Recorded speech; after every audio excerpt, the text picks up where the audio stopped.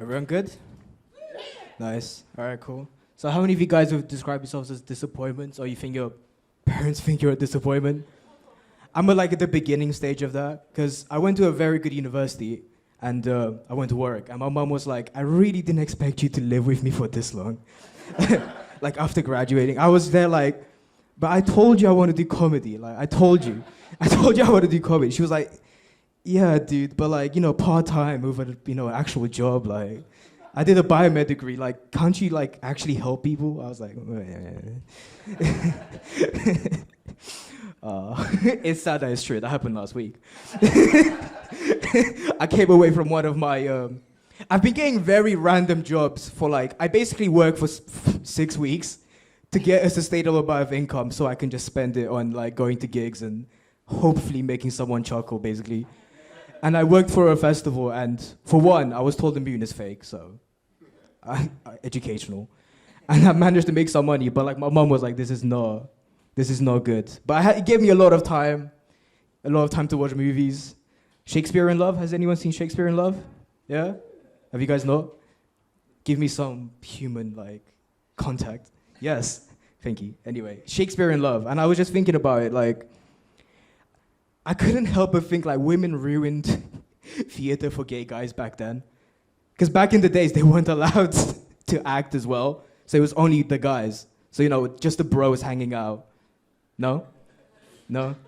I would say, if I was gay and women started coming in and I had to kiss them, and like, but I want Fred, like, I would think, right? It's like, now I understand it's all cool, but I only got into this to be gay, and it was totally cool. I'm an actor. I'm not gay.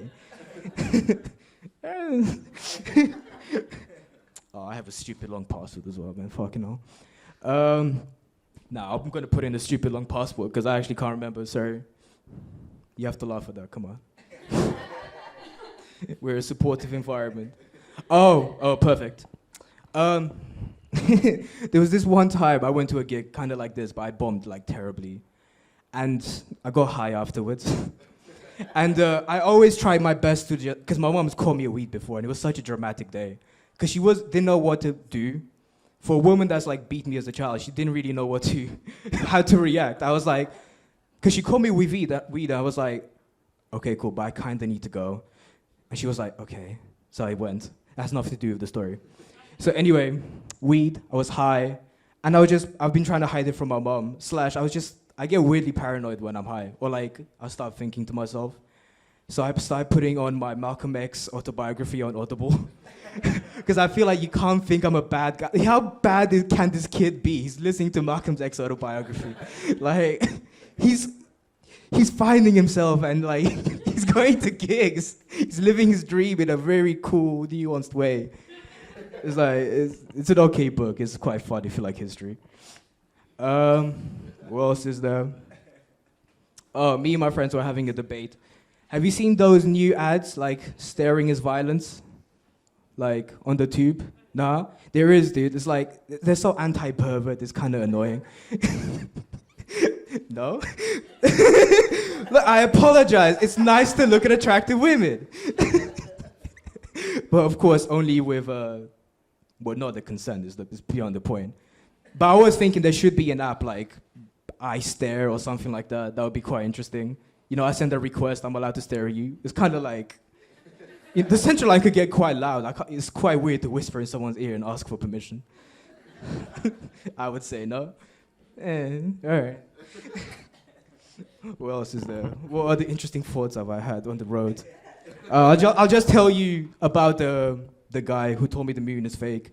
Like, did you know, apparently, this was his logic. Basically, I worked for a festival, and the main theme was the moon. It's kind of sci-fi-ish, like a big giant moon spinning with a squid. It was fucking stupid, but they paid me stupid money, so it's cool. Literally, I worked 2 hours for them, that's it. Anyway, so crazy man comes to me, obviously a nitty. But I don't discriminate. I was like, it's free, come, like. And then he was like, so that's the moon. Do you think the moon's real? And I was like, well, I guess, like, I've never really thought about if the moon is fake or not. It's not something it's kind of just concrete. It's just like, yes, kind of. But apparently you can fit like all the world's You can fit like the world map on the moon, and apparently the River Nile really fits in with the moon. That's it. That's the logic he told me. And like I even asked that I didn't ask anything. I just stopped. I was just there like, oh man, I don't have the mental energy, even though it'd be so fun. But like I can just tell it's like, you're not well. What are we gonna do right now?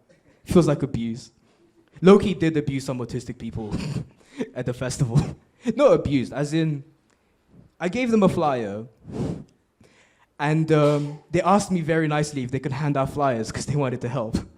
And I did. That's just me confessing. All right, cool. Has it been roughly 5 minutes, give or take? All right, calm. Thank you very much.